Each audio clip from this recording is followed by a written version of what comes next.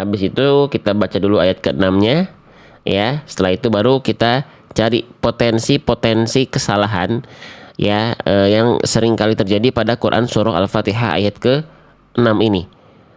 Ya, kenapa Al-Fatihah? Karena Al-Fatihah ini pertaruhan dalam sholat kita. Dia merupakan salah satu rukun dari sholat. Kalau misalnya kita nggak tunaikan dengan tepat, maka bisa jadi sholat kita dipertanyakan sah atau tidaknya, walaupun itu Allah yang maha mengetahui. Tapi ya ada ilmunya agar kita bisa lebih memaksimalkan sholat kita. Sholat adalah amalan yang pertama yang nanti akan dihisab. Kalau sholat kita baik, maka seluruh amalnya akan baik tuh dihitung. Kalau enggak, nah bagaimana? Ya, gitu. Jadi fokus. Kayak tadi surah Al-Fatihah ini subuh kita pakai, nanti zuhur kita pakai lagi, asar kita pakai lagi, ya maghrib isya kita pakai lagi, gitu ya. Oke, baik, kalau begitu kita baca ta'awudz terlebih dahulu ya teman-teman ya. Oke, itu tadi malam kita sudah bahas nih ya, ayat ke-5-nya. Sekarang kita bahas ayat ke-6-nya. A'udzu billahi minasyaitonir rajim. Ihdinas siratal mustaqim. Fokus pada bacaan, bukan pada irama. Ihdinas siratal mustaqim. Oke, kita mulai ya. Potensial kesalahan besar di ayat ini ada dua. Yang paling akan terasa sering kali terjadi itu di huruf apa? Pertama kita mulai dari huruf yang ini ya. Perhatikan. Nah, ini huruf apa? Teman-teman sekalian, ini namanya adalah huruf shad. Ya, namanya adalah huruf shad. Nah, pada huruf shad ini ya ada potensi kesalahan besar.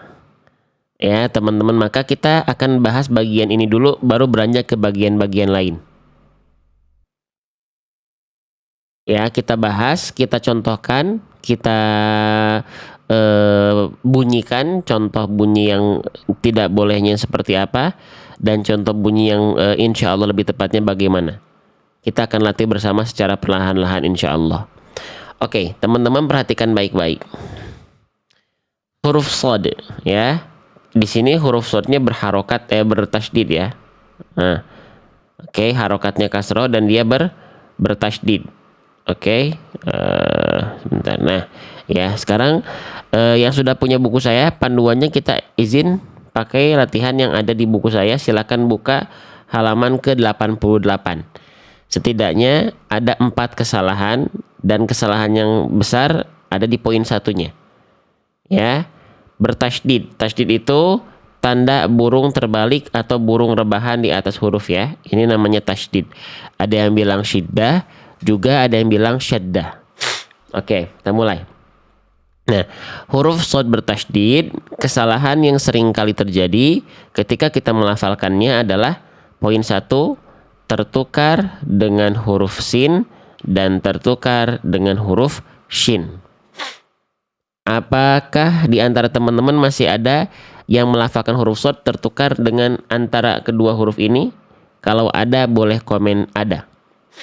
Adakah di antara teman-teman yang masih melafalkan huruf shad ketika bertasydid itu tertukar dengan dua huruf ini, yaitu sin dan shin? Kalau ada, boleh komen ada. Nah, ya ingat nih, kalau contoh kesalahannya itu sudah tertukar nih, contoh kesalahannya itu kasusnya sudah tertukar, maka ini bukan kesalahan yang sepele. Ini kesalahan yang besar, disebutnya lahnul jali. Lahnul jali itu kesalahan yang nampak, kesalahan yang besar, sehingga dia bisa merubah makna ayat. Jadi tertukarnya huruf antara huruf yang satu dengan huruf yang lainnya itu kesalahannya besar. Karena merubah huruf berarti merubah struktur kata. Struktur kata berubah, makna ayat ikut bergeser. Ya, nah gitu. Jadi Bisa jadi kenapa kita masih salah dulu ketika kita belajar huruf hijaiyah, kita hanya mengenal bentuk huruf tanpa betul-betul mengenal bunyi hakikat dari hurufnya itu. Sedangkan membaca Al-Quran asasnya bunyi. Teman-teman kenal huruf-huruf hijaiyah dengan nama-namanya, kalau pelafalannya salah ya salah. Gitu ya. Oke. Nah, sekarang contohnya misalnya ya, misalnya di kalimat yang ini nih. Quran surah Fussilat ayat ketiga.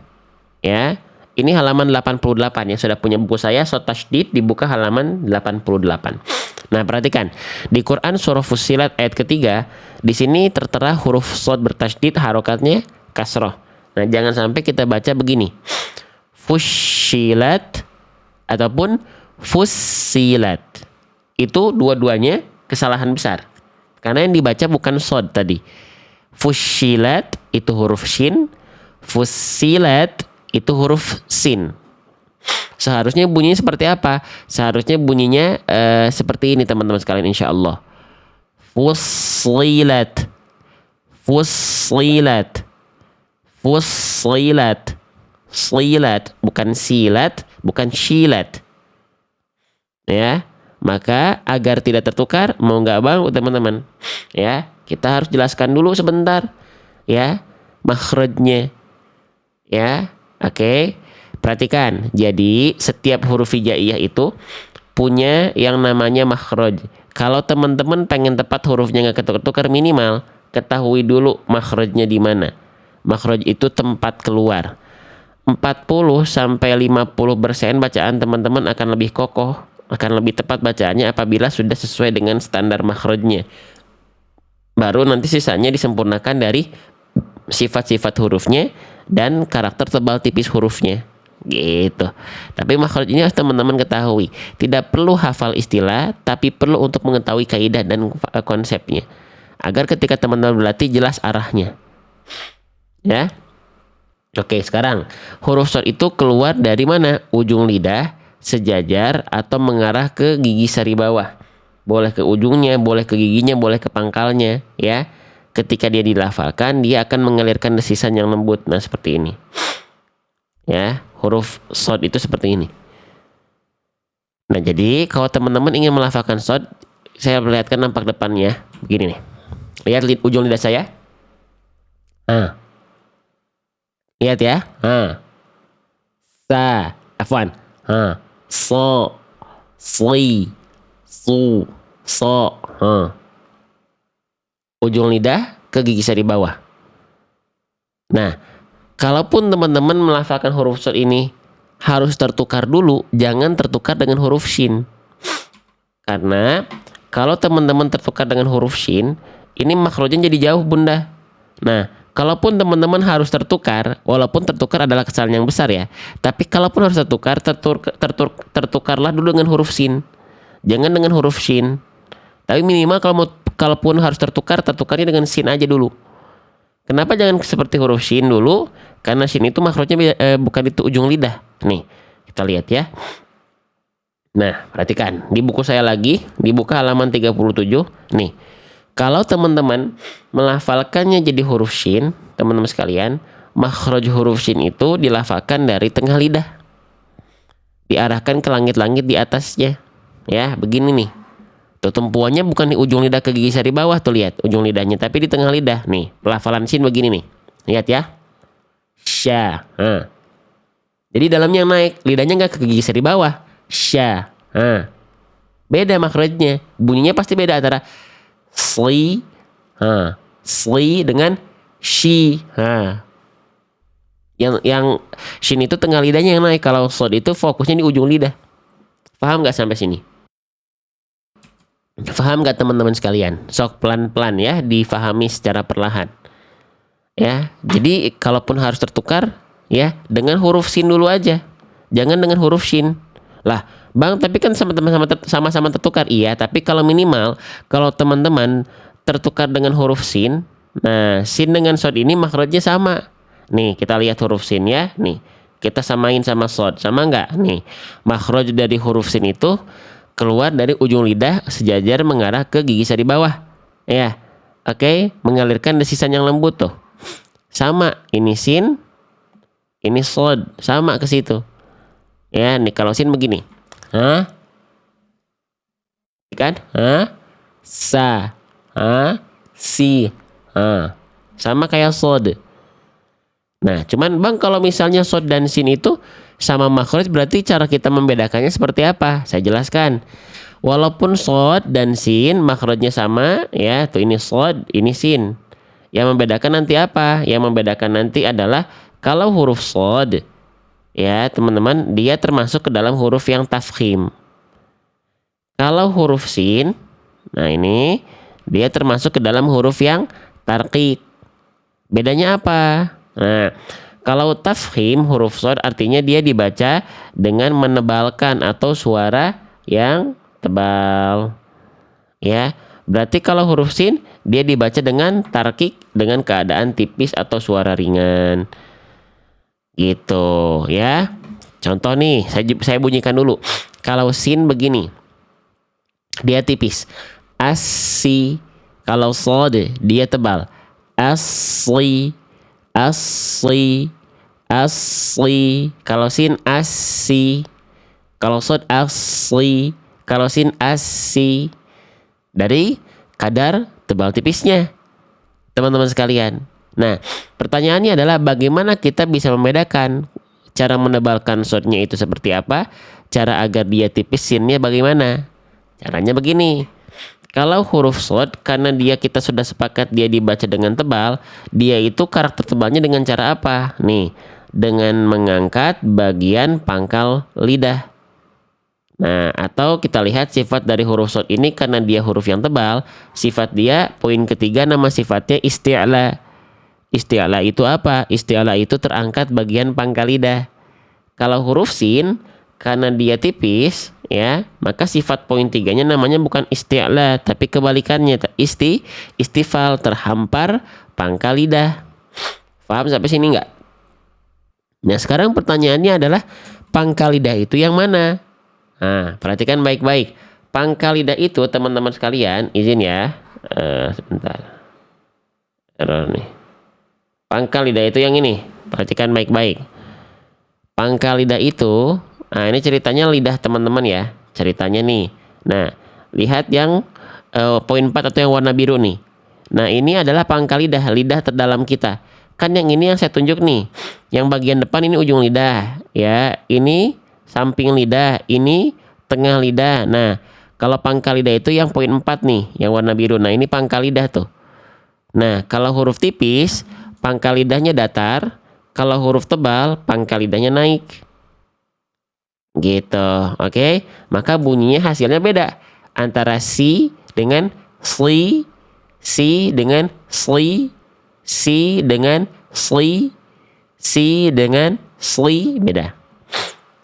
Impactnya itu bukan dari mulut. Yang menebalkan huruf itu tidak bertumpu pada mulut, tapi pada pangkal lidah. Oke, paham nggak sampai sini teman-teman? Jadi kalau teman-teman merasakan shad teman-teman masih berubah menjadi huruf sin, tandanya pangkal lidah teman-teman masih kurang naik. Ya, kalau teman-teman masih merasa bacaannya seperti ini, fusilat, fusilat. Oh, berarti pangkal lidahnya naikin lagi. Fusilat. Fusilat, fusilat. Paham nggak teman-teman sekalian? Jelas sampai sini nggak? Ya, yang penting teman-teman bisa membedakan dulu.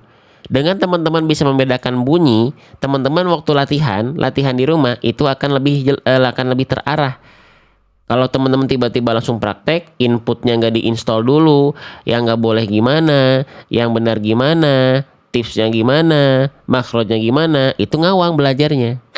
Setelah teman-teman latihan di rumah, verifikasi bacaan teman-teman di hadapan seorang guru, ustadzahnya bener nggak bacaan saya, biar terverifikasi. Latihan teman-teman di rumah, ya, cek di hadapan guru, ya, gitu. Oke, jelas ya. Jadi shad ini jangan tertukar jadi huruf shin. Kalau huruf shin beda makhraj, fushi, jangan fushi, ya, tapi fusli, ya. Jadi kalaupun shad sekali lagi harus tertukar, jangan dengan huruf shin. Kalau huruf shin itu dia beda makhraj soalnya, jadi makin jauh sama shadnya. Jangan. Kalaupun harus tertukar, tertukarlah dulu dengan huruf shin, ya. Lalu nanti sinnya tinggal ditebalkan karena sin dan sod makhrajnya sama, cuma beda kadar pangkal lidah naik atau tidak saja. Ya, jelas ya? Oke, sekarang misalnya gini. Nah yang ini ya. Coba di Quran surah Al-Adiyat ini ayat ke-10 mana huruf sod bertasydid yang tepat? Yang A, yang B, atau yang C? Bunyinya tadi sudah saya kenalkan. Sekarang kita uji fokus teman-teman dan kepekaan teman-teman, pemahaman teman-teman.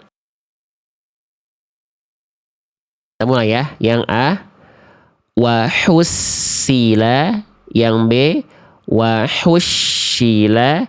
Yang C, wa huslila. Mana huruf sod yang lebih tepat? Yang A kah? Oke, atau yang B? Atau yang C? Nah, kita lihat jawaban terbanyak dari teman-teman menjawab A, B, atau C. Tuh, Masya Allah sampai 200 kali lihat di layar HP teman-teman. Ada tulisan terbanyak dikirim. Yang banyak ngirim yang C ya di kolom komentar. Barakallahu fikum. Ya, yang tepat adalah yang C. Berarti teman-teman di sini dominan sudah bisa membedakan mana bunyi huruf shad dan mana yang tidak. Yang A salah karena apa teman-teman? Wa hussila.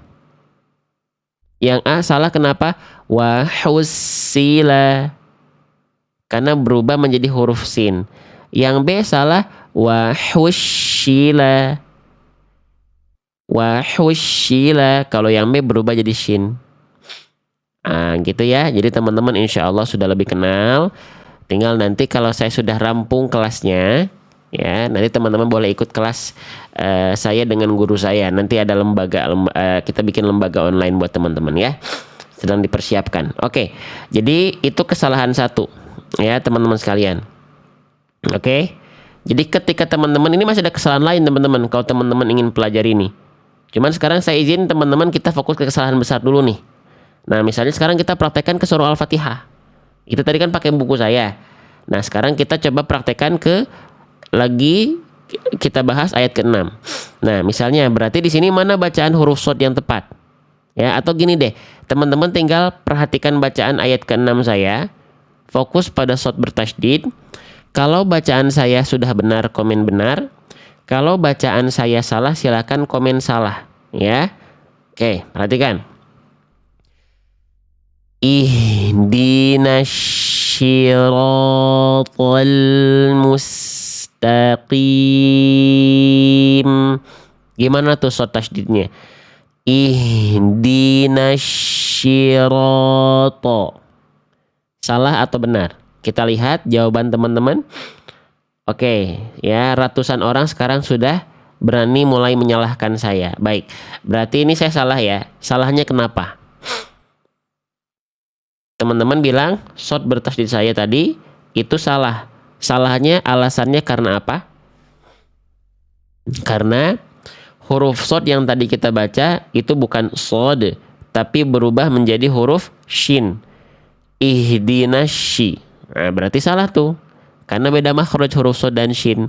Kalau shad itu di ujung lidah, kalau shin itu di tengah lidah. Nah, berarti beda jauh, jangan. Salah.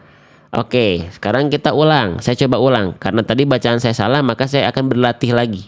Kalau yang sekarang kira-kira benar atau salah? Shad bertasydidnya.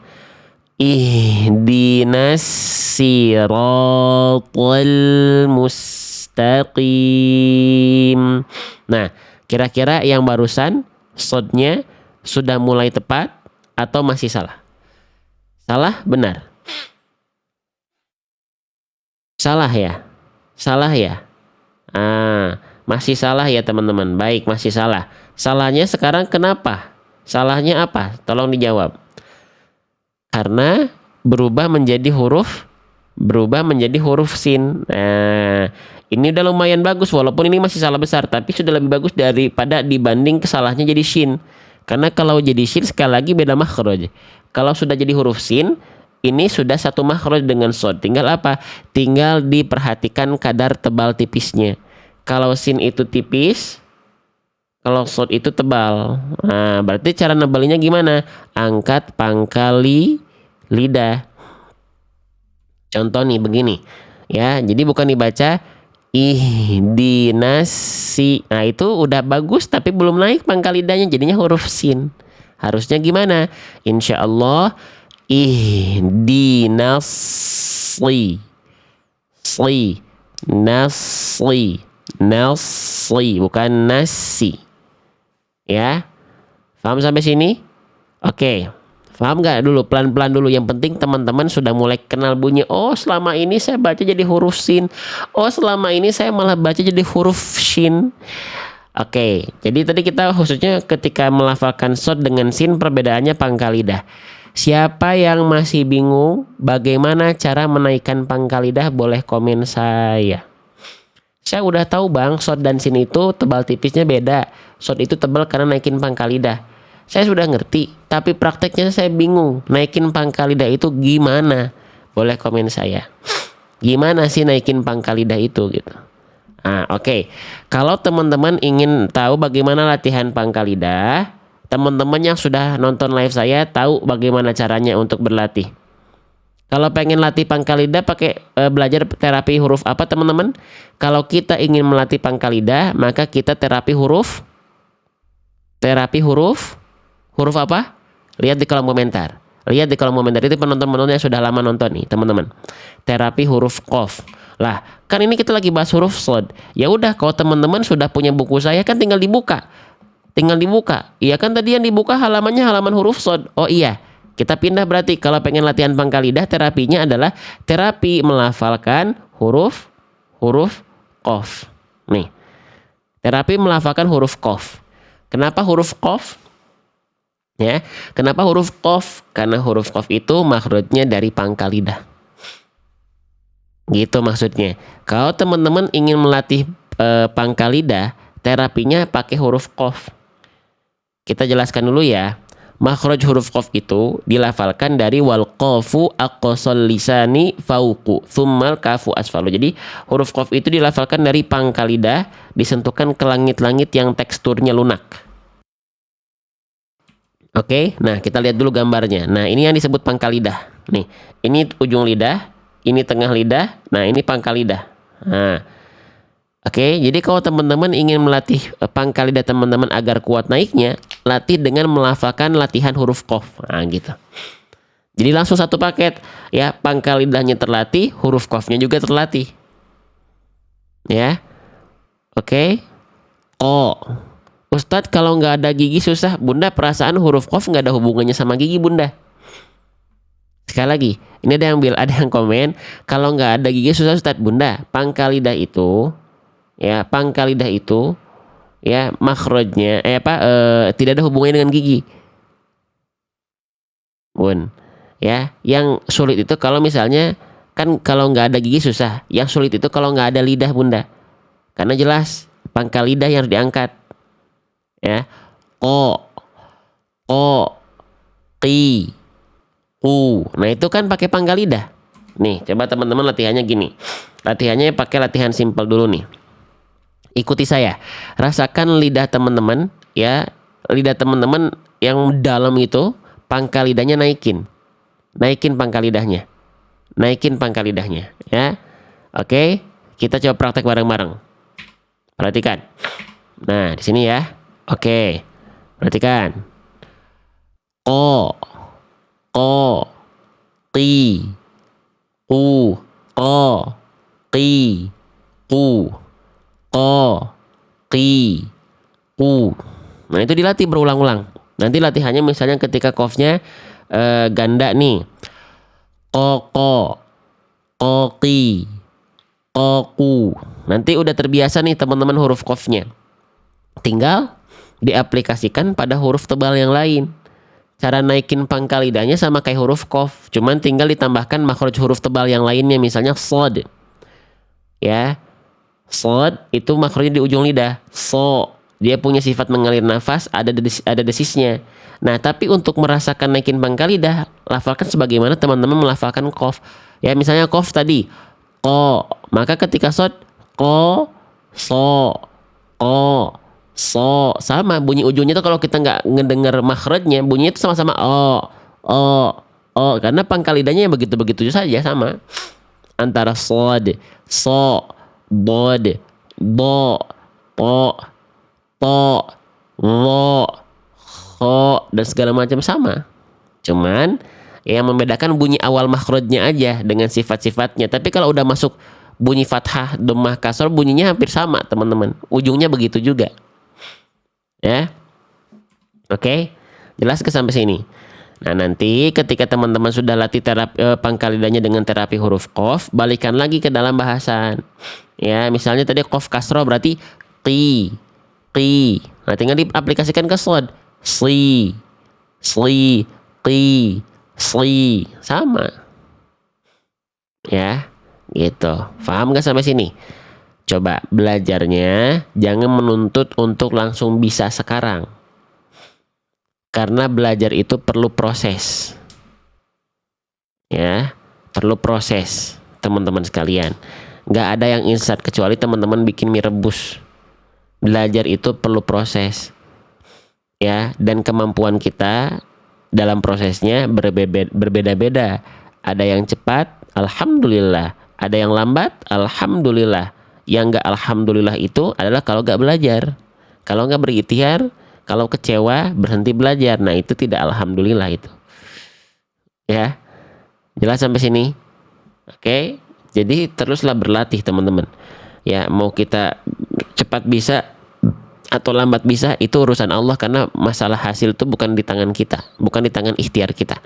Jadi teman-teman, konsep awalnya dalam belajar itu jadikanlah duduknya teman-teman, latihannya teman-teman sebagai bentuk peribadahan, amal solih. Jadi kita akan lebih santai, teman-teman, belajarnya. Oh, belum bisa, nggak apa-apa, yang penting saya latihan gitu. Ya. Makanya saya sama guru saya ini bikin kelas. Nanti itu adalah level-levelnya.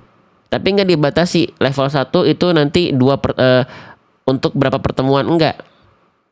Itu. Kalau belum bisa kita lanjut terus aja. Ya, gitu. Jadi kita tidak akan meluluskan. Ya, kalau teman-teman masih di level 1, nanti di kelas kita nih masih di level 1, kita nggak akan berani naikin teman-teman ke level 2 dulu. Level 1-nya beresin dulu, baru masuk ke level 2. Udah masuk level 2, baru masuk ke tashih tilawah. Ada namanya tashih tilawah dan segala macam nanti. Ya, gitu. Oke? Sip. Oke. Gitu ya, teman-teman. Kesalahannya sering kali terjadi. Huruf qaf, kembali ke huruf shad maksud saya. Nah, jadi tadi teman-teman sudah tepat ya, sudah bisa mengenal bunyi dari huruf shad. Ya, sudah mengenal bunyi dari huruf shad.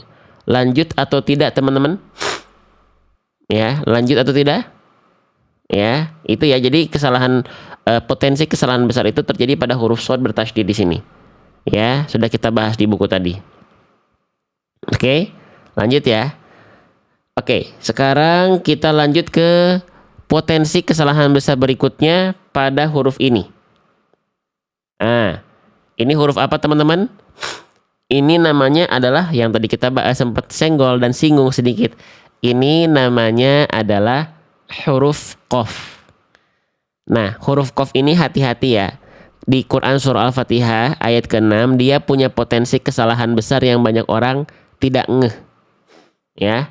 Oke, qafnya dalam keadaan berharokat. Apa potensi kesalahan besarnya? Saya pakai buku saya lagi ya.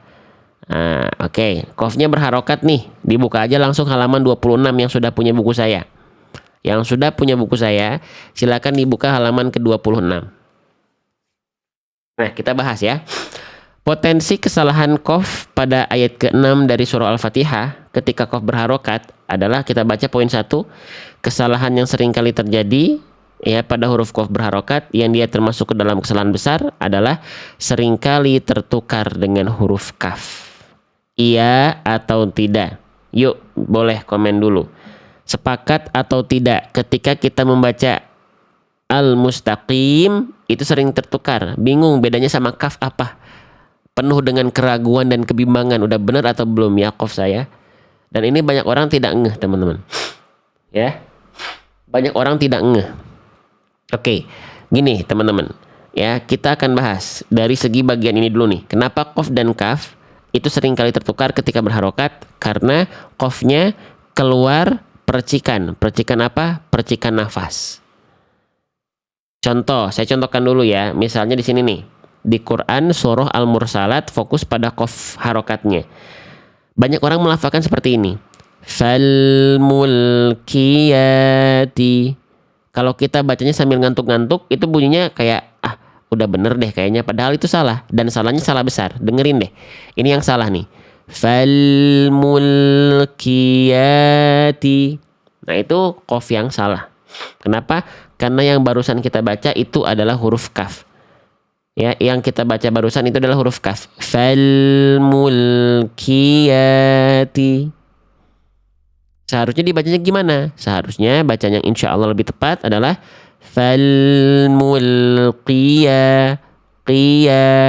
qiyati, bukan kiyati. Kerasa nggak bedanya, teman-teman? Kerasa atau tidak? Ya, jadi gini. Tadi yang membedakan sangat terasa, ya, qaf itu jangan sampai keluar nafas. Karena sifat huruf qaf ini dari segi nafas ada di poin 1. Nama sifatnya apa? Nama sifatnya jahr. Jahr itu artinya nafas yang tertahan. Nafasnya tak keluar, sahabatku sekalian. Kenapa? Karena kalau qaf nafasnya keluar, dia akan berubah menjadi huruf apa? Nih, kita lihat ya. Tuh, kita lihat sifat huruf kaf ya, dari segi nafas itu sifatnya hams. Hams untuk huruf kaf ini karakternya percikan, terpercik nafas. Jelas sampai sini? Nah, Bang, tapi kenapa ya kok qaf dan kaf ini kayak bunyinya, cara melafalkannya hampir persis gitu ya, bunyinya beda-beda tipis antara qi dengan ki, qi dengan ki, ku dengan ku, ku dengan ku. Gimana ya? Nah, karena memang teman-teman harus ketahui dan jangan bosan. Harus kenali makhraj. Teman-teman harus tahu kenapa qaf dan kaf ini mirip, karena makhraj mereka sama, cuman beda titik tumpu saja. Kalau qaf makhrajnya dari pangkal lidah, sedangkan kaf makhrajnya dari pangkal lidah, sama. Cuman nanti yang membedakan adalah titik sentuhnya. Kalau qaf, perhatikan, dia si pangkal lidahnya itu disentuhkan ke bagian langit-langit yang lunak saja. Sedangkan kalau huruf qaf, dia disentuhkan ke langit-langit bukan yang lunak saja, tapi antara langit-langit lunak dan keras. Bang, nggak kebayang gimana? Jangan dibayangin. Ya, lihat langsung gambar. Tuh, yang ini yang qaf nih. Perhatikan titik yang warna putih dan lidahnya menempel kemana. Perhatikan.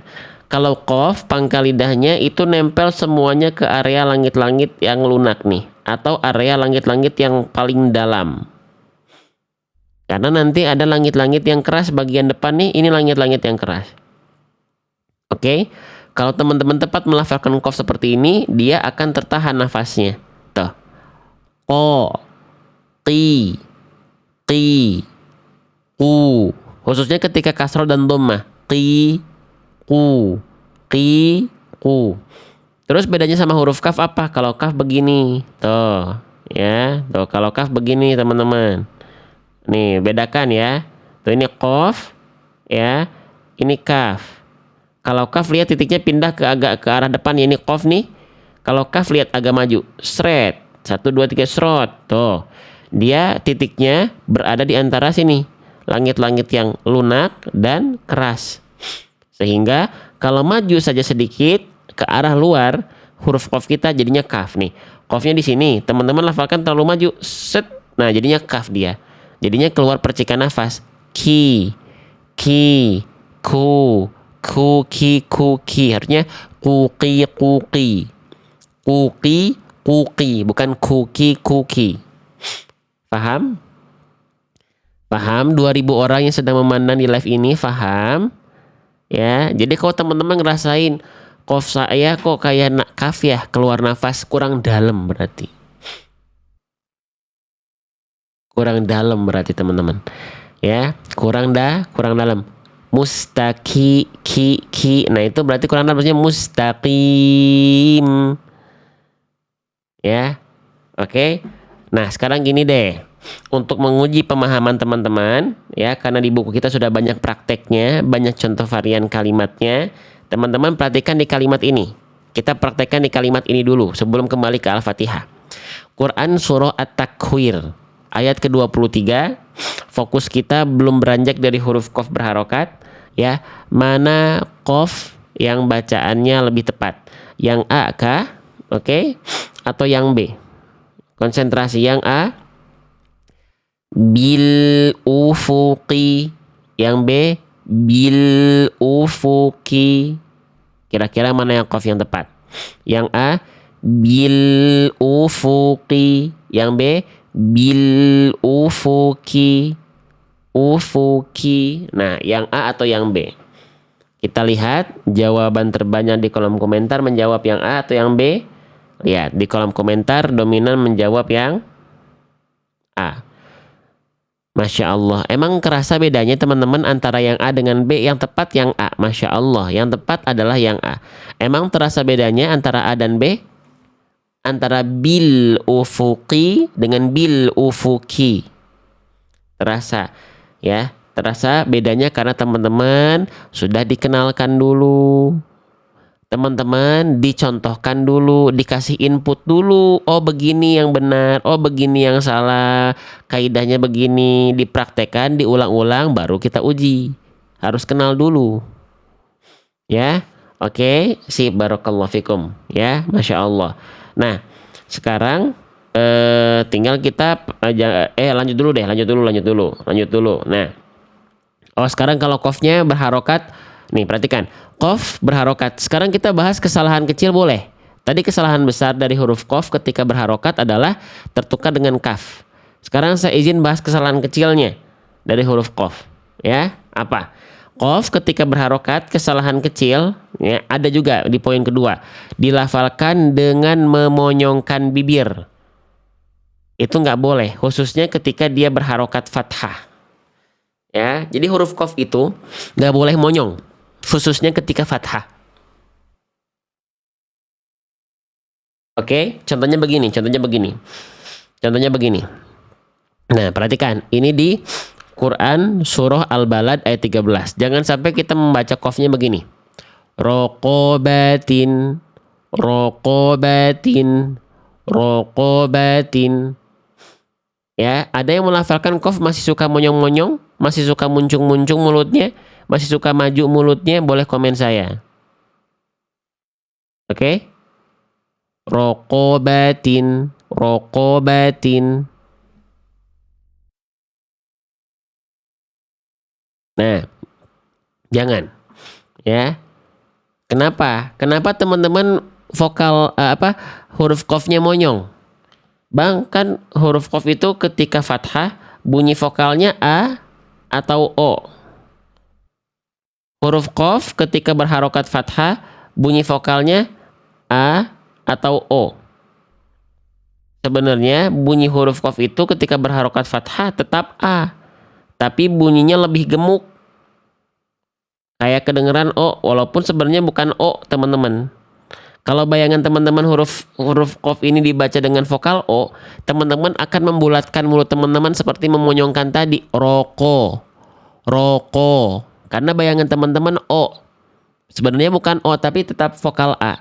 Tapi rasanya lebih gemuk. Roko, roko. Nggak ada yang monyongnya, roko. Tapi roko. Kenapa bisa begitu? Kenapa nggak vokal A aja deh kalau gitu sekalian bang? Kenapa A-nya bisa gemuk? Karena qaf itu huruf yang tebal atau huruf tipis? Boleh jawab dulu. Huruf qaf itu termasuk ke dalam huruf yang tebal atau termasuk ke dalam huruf yang tipis, sahabatku sekalian? Nah, kita cek di sini. Di buku semuanya informasi ada. Makrotnya kita pelajari. Sifatnya kita pelajari. Nah, qaf itu termasuk ke dalam huruf yang... Nah, kalau teman-teman di buku saya mendapati ada tulisan tafkhim, dia dibaca dengan tebal. Bang, tapi kenapa ini ada tulisan nisbi? Nanti saya bahas. Ya, tapi kita fokus pada tafkhim dulu. Tafkhim itu tebal. Jadi, huruf yang tebal itu ketika fathah itu dibaca vokal A-nya gemuk. Karena apa? Karena huruf tafkhim pangkal lidahnya naik ketika harokatnya bunyi. Roqobatin, roqobatin, roqobatin. Roko, Raqabatin. Nah, tebalnya itu karena angkat pangkal lidah. Ya, gitu. Jadi huruf qaf itu udah makhrajnya di pangkal lidah, terus ketika berharokat, tetap pangkal lidahnya naik, jangan turun. Kalau turun jadinya tipis. Siapa yang dia makhrajnya pangkal lidah, tapi tipis? Ada dia huruf yang makhrajnya pangkal lidah, tapi ketika berharokat bunyinya tipis. Boleh tolong jawab dulu. Ya. Huruf kaf. Huruf kaf itu kan pangkal lidah, udah kita bahas. Tapi dia bukan termasuk huruf tebal. Kenapa coba? Nih, perhatikan. Ini saya akan coba contohkan nanti ya. Kita punya video animasi yang saya buat sendiri nih. Perhatikan, kalau kaf, walaupun makhraj dia dari pangkal lidah, oke? Nah, tapi dia tetap termasuk ke dalam huruf yang tarakik. Bahkan tapi makhrajnya pangkal lidah. Iya, makhrajnya doang di pangkal lidah. Tapi ketika dia mengeluarkan bunyi vokal harokat a, i, u, fathah, dhamma, kasrah, pangkal lidahnya turun. Berbeda kalau qaf pangkal lidahnya tetap naik, makanya tetap tebal. Paham nggak? Oh, kalau kaf itu pangkal lidah. Ketika awal melafalkan kaf, nempel dulu ke atas ak. Baru ketika vokal a-nya keluar, dia turun ka. Nih, saya perlihatkan ini deh. Nanti teman-teman yang sudah punya buku saya, setiap huruf hijaiyahnya misalnya huruf kaf atau huruf qaf itu sudah ada video animasi yang kita sengaja produksi sendiri. Nih, saya perlihatkan ke teman-teman ya. Saya perlihatkan ke teman-teman misalnya qaf dulu nih. Ini sebagai bentuk ikhtiar aja, teman-teman kan berikhtiar, saya juga ikut berikhtiar dengan menyuguhkan ini. Nih, perhatikan kalau qaf begini. Ko. Lihat ya. Lihat ya. Ko. Tuh, jadi pangkal lidah nempel dulu. Ko. Nah, ketika berharokat pangkal lidahnya tetap naik. Kenapa? Karena huruf qaf huruf tebal. Makanya bunyinya bukan vokal A yang tipis, tapi vokal A yang gemuk. Nih, dengerin lagi. Ya, dengerin lagi. Ko. Lagi. Ya. Ko. Tuh. Beda sama huruf kaf. Kalau huruf kaf, nih. Walaupun dia di pangkal lidah, tapi dia turun. Lihat. Ka. Ka. Makanya vokalnya A. Karena dia tipis. Paham sampai sini teman-teman sekalian? Jelas sampai sini? Nah, jelas ya? Jelas ya teman-teman sekalian ya? Bisa difahami nggak perbedaannya? Gitu. Jadi dua-duanya sama-sama pangkal lidah. Cuma yang membedakan adalah apa namanya? Perihal pangkal lidah. Perihal ketika berharokat. Ada yang kalau qaf pangkal lidahnya tetap naik. Kalau kaf dia turun. Ya, oke, jelas sampai sini. Teman-teman berikhtiar, izinkan saya juga berikhtiar. Makanya saya ada bukunya, saya siapkan bukunya, saya siapkan video animasinya, saya siapkan video belajarnya semata-mata apa biar teman kita sama-sama berikhtiar. Adapun kebaikan di dalamnya itu gimana Allah aja. Karena sumber kebaikan itu dari Allah. Bukan hanya semata-mata ikhtiar kita. Ya, gitu. Oke, serahkan sama Allah hasil mah ya. Yang penting kita udah berikhtiar. Saya berikhtiar, teman-teman berikhtiar. Ya. Oke, gitu ya. Nah, jadi kembali lagi huruf tebal. Kembali lagi ke kesalahan poin 2. Jadi huruf tebal itu ya tidak ada hubungannya dengan memonyongkan mulut. Rokobatin tadi ya di sini ya. Nih. Rokobatin, tapi angkat pangkal lidah. Lah, terus keadaan mulut kita gimana bang? Kalau mulut kita tidak boleh monyong, mulut kita tidak boleh muncung, mulut kita tidak boleh maju, khususnya ketika huruf tebalnya harokatnya fathah. Terus keadaan mulut kita harus gimana? Teman-teman harus tahu. Fathah, dhammah, kasroh disebut harokat. Setiap harokat itu punya yang namanya apa? Nih, sok belajarnya pelan-pelan. Ya, oke. Itmamul harokat. Perhatikan. Oke, setiap harokat teman-teman baik fathah, dhammah, kasroh, ya harokat-harokat basic tadi itu punya yang namanya itmamul harokat. Oke, apa itu itmamul harokat? Itmamul harokat itu artinya adalah kesempurnaan harokat, teman-teman sekalian. Kesempurnaan harokat fathah. Fathah artinya apa? Ya, fathah artinya apa? Membuka, terbuka. Apa yang dibuka? Mulut, rahang. Ya, maka cara itmamul harokat fathah itu wal maftuhu bil fathi fahmi, dengan cara membuka mulut.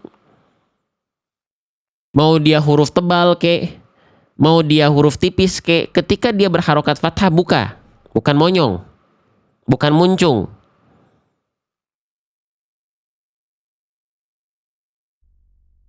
Ya. Jadi ketika dibaca begini, roko, rokobatin. Mulut kita buka untuk menyempurnakan harokat fathahnya, angkat pangkal lidah kita untuk menebalkan hurufnya. Gimana? Buka mulut kita untuk menyempurnakan harokat fathah, angkat pangkal lidah untuk menebalkan hurufnya. Ro, ko, ro, ko, ro, ko, rokobatin, rokobatin, bukan rokobatin. Paham sampai sini teman-teman? Ya, oke. Jadi jangan sampai memonyongkan bibir ketika berharokat fathah, khususnya huruf qaf.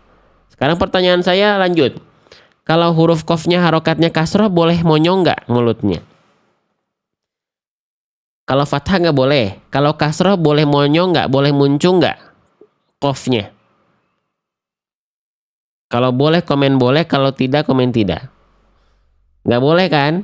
Nggak boleh juga tetap. Ya, tapi kenapa saya nggak bahas? Karena jarang orang melafalkan qaf monyong ketika kasroh. Tapi ada. Saya contohkan. Misalnya nggak boleh gini teman-teman contohnya.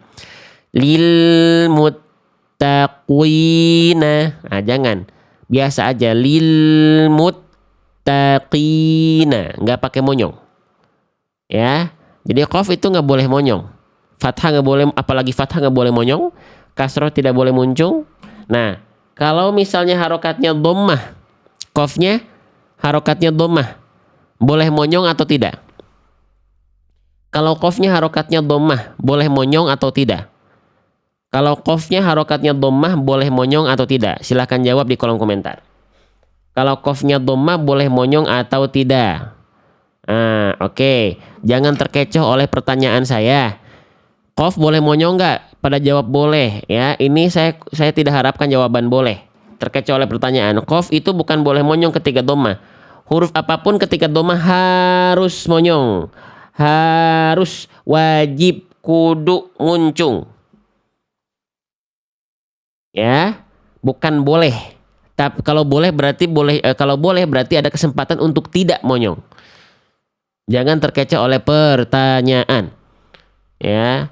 Oke, kalau qaf boleh maju atau tidak mulutnya? Harus, bukan boleh. Ya. Oke, tadi saya sudah sentil ya. Saya sudah singgung setiap harokat itu punya itmamul harokat kan? Kesempurnaan harokat kan? Ya. Nah, kesempurnaan harokat dhamma itu disempurnakan dengan cara apa? Wa kullu madmumin falan yatimma, tidak ada harokat dhamma yang bisa sempurna illa kecuali bi dhammis syafataini dhamma, kecuali dengan memuncungkan mulut. Ya.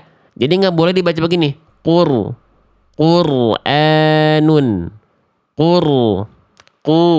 Tapi harus wajib, kudu, harus monyong, muncung, mencucu. Qur'anun.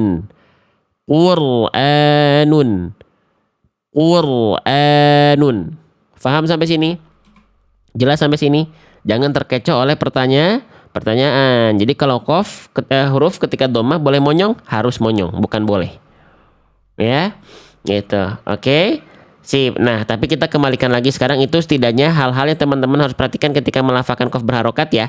Sudah kita bahas tadi ada 2. Yang paling utama adalah jangan sampai tertukar dengan huruf kaf. Oke, sip. Sekarang misalnya kita praktekkan ke surah Al-Fatihah. Ya, coba teman-teman tolong cek fokus kita di huruf qafnya sekarang. Kalau bacaan saya salah, komen salah. Kalau bacaan saya benar, komen benar. Ya.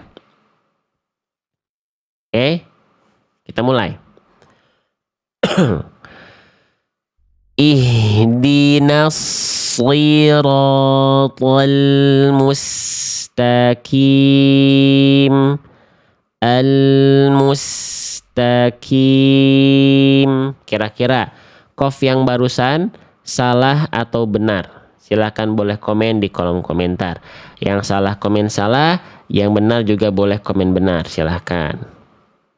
Tuh, di sini ya terbanyak dikirim di kolom komentar menjawab bacaan saya tadi katanya salah.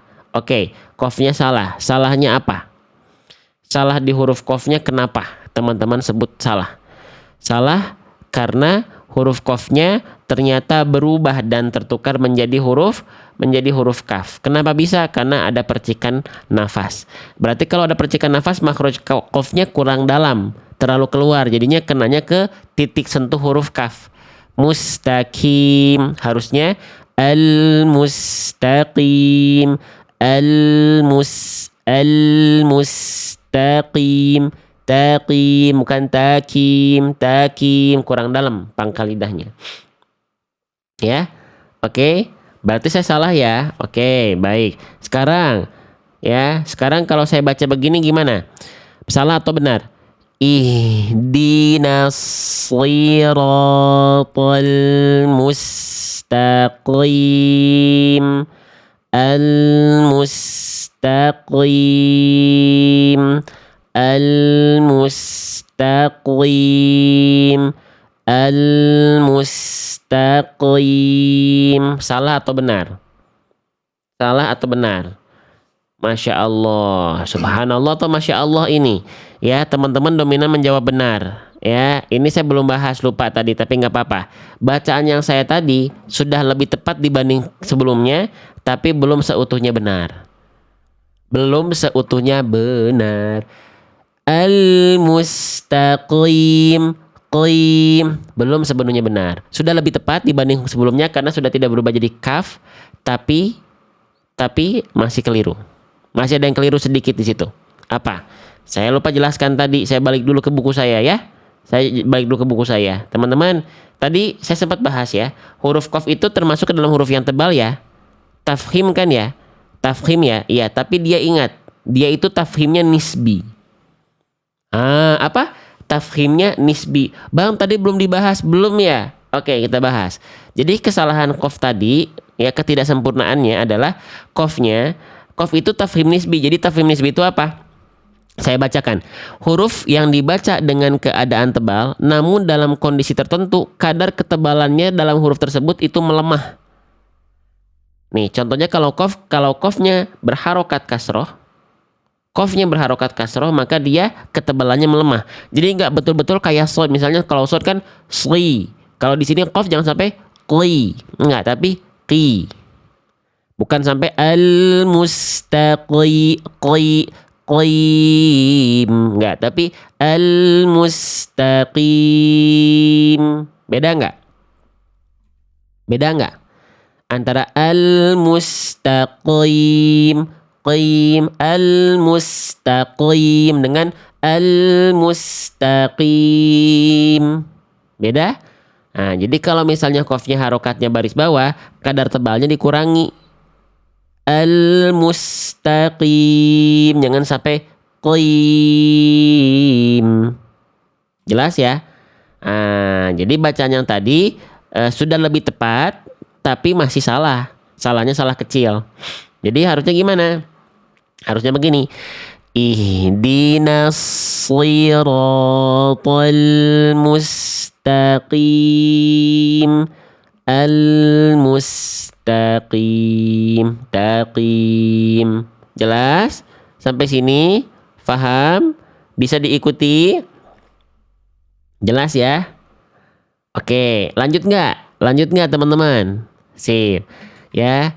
Oke, coba nih 2.600 orang memandang live ini bareng-bareng belajar ngaji, HP-nya dipakai buat beramal sholih. Ya, kalau teman-teman bantu tap-tap layar, amal sholihnya makin kenceng. Kenapa? Karena dengan tap-tap layar 2.600 orang nih tap-tap layar bareng-bareng begini sambil santai nih. Itu powerful, efek dominonya akan tersebar ke lebih banyak akun lagi, teman-teman. Terus gitu efeknya tuh. Ya, gitu. Oke. Baik, semoga jadi kebaikan untuk kita bersama ya. Oke, baik. Kita lanjut ya. Satu lagi dulu deh. Perhatikan, teman-teman. Saya ingin membahas bagian yang mana ya? Bagian yang ini dulu deh. Ya. Sekarang kita bahas kesalahan kecil ya. Atau ini juga potensi punya kesalahan besar sih di dalam beberapa keadaan. Ada orang yang melafalkan ini juga salah. Oke, kita bahas besar sukun ya, boleh? Sebentar aja. Ya, perhatikan. Ini ada H. Ada yang bilang ini tuh hak bulat. Ya, ada yang bilang hak kacamata. Kalau saya bilangnya hak besar. Ya. Oke, di sini haknya dalam keadaan ada tanda petik di atas huruf, ini namanya tanda sukun. Tanda sukun. Nah, apa yang harus teman-teman perhatikan ketika melafalkan hak besar sukun, khususnya dalam Quran surah Al-Fatihah ayat ke-6, kita bisa cari tahu di buku saya, buka halaman ke-7. Halaman ke-7 yang udah punya buku saya, nanti ada hak ketika bersukun. Nah, hak ketika bersukun ini juga ternyata punya peluang potensi kesalahan besar. Yaitu poin 1. Seringkali, pasti kalau kesalahan besar bahasanya pasti tentang tertukar huruf.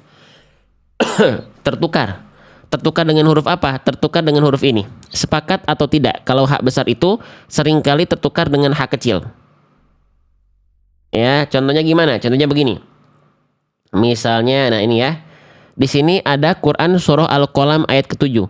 Ini sebenarnya banyak, cuman dia nggak ngeh. Contoh begini. Jangan sampai dibaca begini. Bil muhtadina.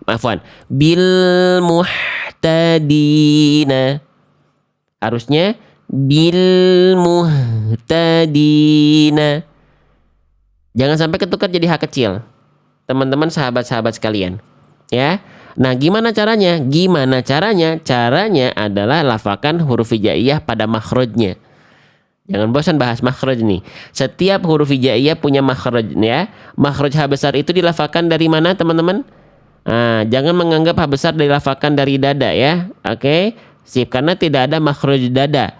Ha besar itu dilafalkan dari tsumma li aqsal halqi hamzun ha'u. Dia dilafalkan dari tenggorokan bagian paling bawah atau bagian tenggorokan yang pangkal.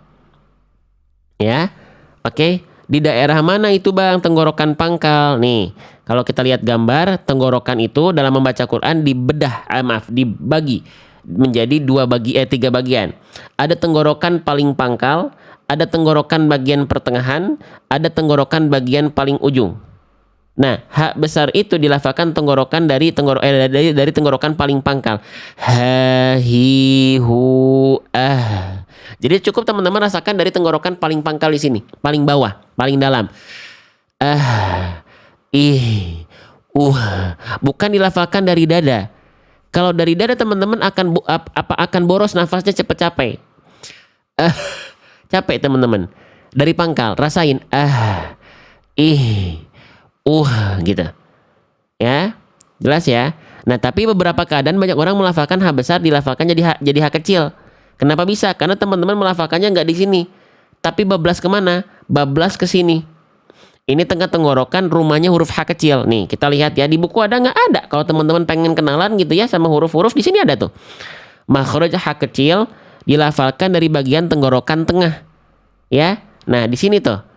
Kita bandingkan aja ini H kecil, ini H besar. Maaf. Nih, ya, tuh. Ini H kecil. Ya, ini H kecil nih. Oke, ini H besar. Ya, oke. Beda nggak? Ini H kecil, H, hi, H besar, Ya, ini ada pertanyaan. Gimana kalau tenggorokannya bermasalah? Nggak boleh, harus bisa. Ya enggak lah. Kalau misalnya ada kendala tenggorokannya bermasalah nih dan segala macam udah dilatih dan memang ada misalnya secara medis ada masalah, fattaqullaha mastata'tum. Bertakwalah sesuai dengan kemampuan. Beres. Contoh, huruf dzal, makhraj huruf dzal dari ujung lidah ketemu ujung gigi seri atas. Za. Giginya kalau sudah beristirahat udah nggak ada gigi depannya gimana? Nggak boleh, harus beri gigi palsu. Harus. Nah, nggak gitu. Fattaqullaha mastata'tum. Lafalkan sesuai kemampuan. Ya, karena Allah tahu teman-teman sekalian, ya Allah itu tahu ya mana hamba-hambanya yang berikhtiar dengan sungguh-sungguh sesuai dengan kapasitasnya. Ya. Oke, jelas ya sampai sini ya. Ya, jelas ya teman-teman sekalian ya. Oke, sip. Kita lanjutkan kembali teman-teman sekalian. Ya, jelas. Sip, lanjut ya. Jadi jangan sampai H besar ini dilafalkan jadi kayak H kecil. H kecil itu karakter nafasnya lebih berbisik, lebih clean. Bil muhtadina. Tetot itu H kecil. H besar itu lebih berat. Lebih berat nafasnya. Bil muhtadina. Bil muhtadina. Begitu. Bisa difahami sampai sini? Jelas sampai sini sahabatku sekalian? Lanjut nggak? Lanjut ya. Nah, jadi H besar itu jangan sampai tertukar dengan H kecil. Ya, di surah Al-Fatihah masih ada yang melafalkan H besar itu bunyinya kayak H kecil. Ya. Dulu istri saya melafalkan H besar, ya. Itu justru jadi H kecil. Orang lain mah susah melafalkan H kecil malah jadi H besar. Ini ada orang-orang yang dia H besarnya itu malah jadi H kecil. Tapi ketika dilatih bisa insya Allah. Syaratnya satu, mau belajar. Syaratnya satu, mau sabar. Syaratnya satu, hasil gimana Allah. Bukan gimana ikhtiar kita. Jadi tidak teman-teman. Ikhtiar tidak pernah usaha tidak pernah mengkhianati hasil. Emang usaha kita, hasil itu karena usaha kita? Bukan. Usaha kita itu nggak ada apa-apanya kalau nggak ada izin Allah. Ya. Jadi jangan mendewakan, mengagungkan usaha kita. Saya udah perasaan udah ikhtiar begini. Ya emang kenapa dengan ikhtiar kita? Kita ini dari lahir manusia lemah, teman-teman sekalian. Usaha kita itu nggak menghasilkan apa-apa. Hasil itu dari Allah. Usaha kita itu menghasilkan apa? Menghasilkan amal sholih, ya, berupa apa? Berupa ridho dari Allah, pahala-pahala insya Allah.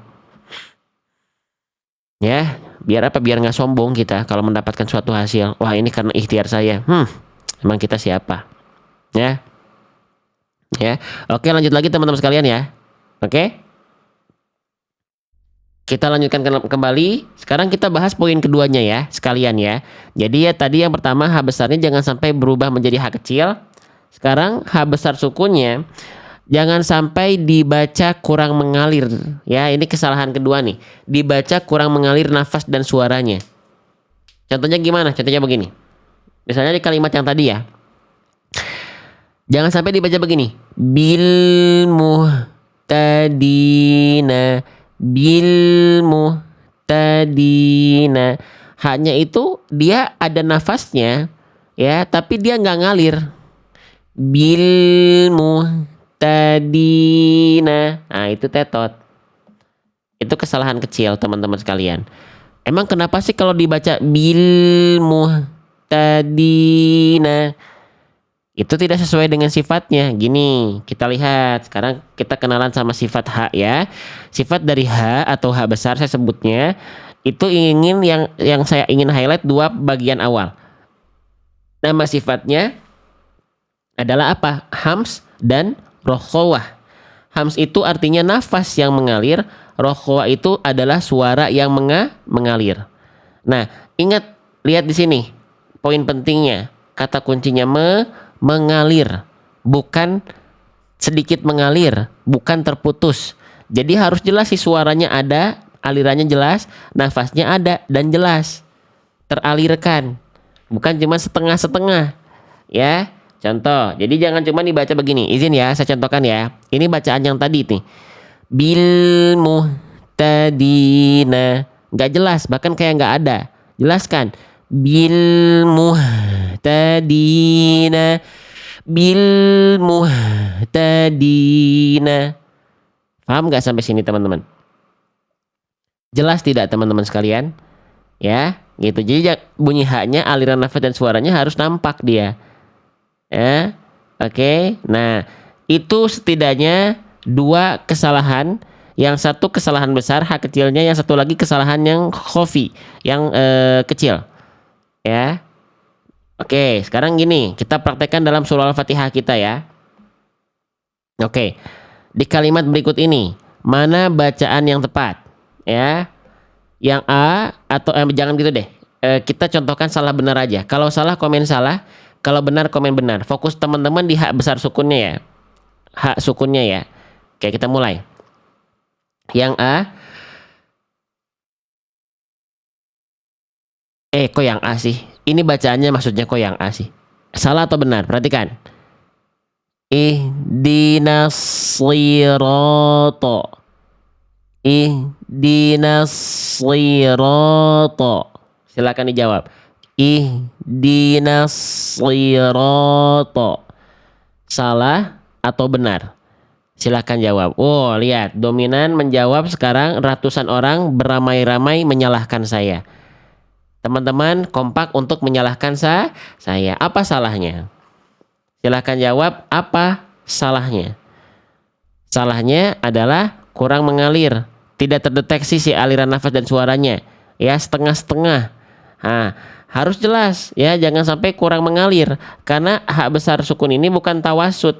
Ya, tapi rokhawah, mengalir suara disertai angin, yaitu hams, mengalir nafas. Ya, oke. Jadi jangan ihdina. Berarti salahnya di situ ya. Oke, sekarang hak besar sukunnya berarti harus mengalir.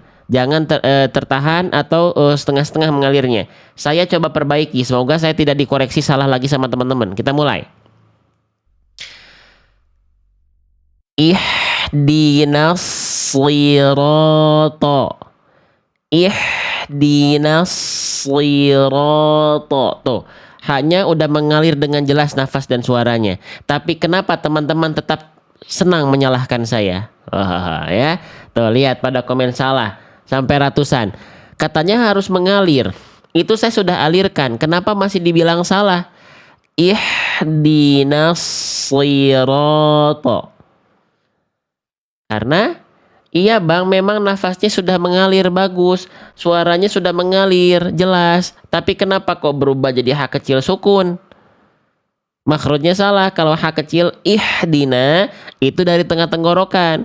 Kalau hak besar dari mana? Dari pangkal tenggorokan. Ihdina. Begitu kan? Ihdina. Oke. Baik. Sekarang saya coba contohkan, teman-teman. Ya. Yang ini sekarang salah atau benar? Konsentrasi. Ihdinas sirata. Ihdinas sirata.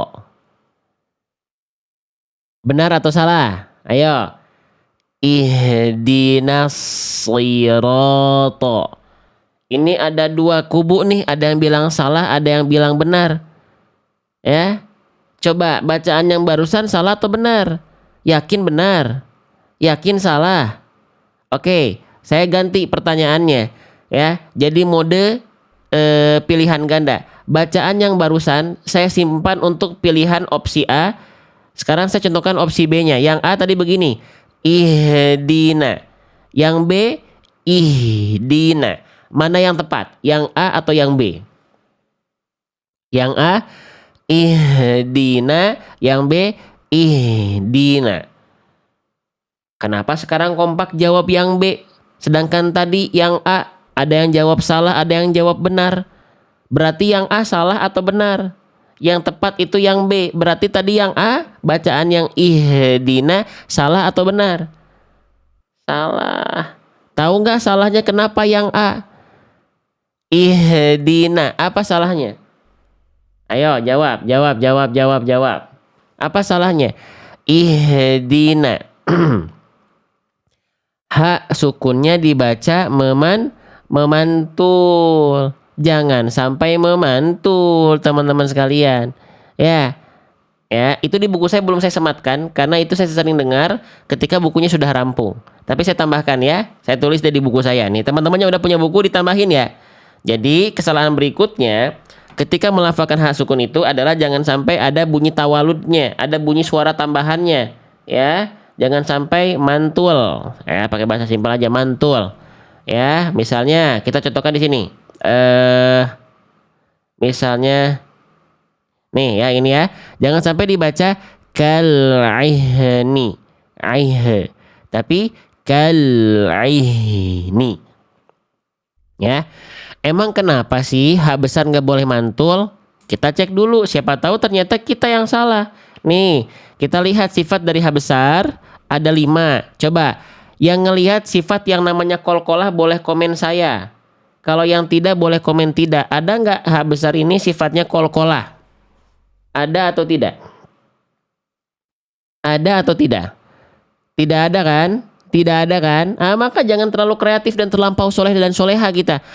Saya lagi imannya lagi tinggi banget nih hari ini nih, imannya lagi luar biasa nih. Ya, Saking imannya tinggi kita berkreasi. H besar sukun nggak punya kolkolah. Saya tambahin aja kolkolah biar sifatnya jadi banyak. Nggak boleh. Saya lagi soleh banget nih. Sholat subuh 2 rakaat, yang lain 2 rakaat. Saya mah 3 rakaat. Ya, jadi kayak witir. Jangan terlampau soleh teman-teman ya. Jangan. Oke? Jelas sampai sini? Jadi jangan sampai ada suara tambahan ketika melafalkan H besar sukunnya ihdina. Tapi ihdina.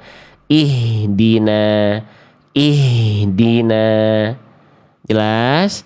Faham? Mau lanjut nggak belajarnya? Seneng nggak? Ini kita baru bahas sod. Baru ini kesalahan besarnya sod, qaf dan ha di ayat ke-6 surah Al-Fatihah. Lanjut. Oke, sebelum lanjut boleh saya minta waktu istirahat dulu ya. 2 sampai 5 menit boleh? 3 menit lah.